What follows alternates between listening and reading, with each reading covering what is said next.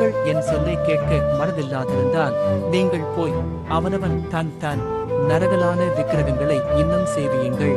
முழு இருதயத்தோடும் என்னை தேடினீர்களானால் என்னை தேடுகையில் கண்டுபிடிப்பீர்கள். நான் உங்களுக்கு காணப்படுவேன். நீங்கள் என் கட்டளைகளில் நடந்து என் நியாயங்களை கைக்கொண்டு அவைகளின்படியே செய்து என் ஓய்வு நாட்களை பரிசுத்தமாக்குங்கள். நான் உங்கள் தேவனாகிய கர்த்தர் என்று நீங்கள் அறியும்படிக்கு அவைகள் எனக்கும் உங்களுக்கும் அடையாளமாயிருக்கும்.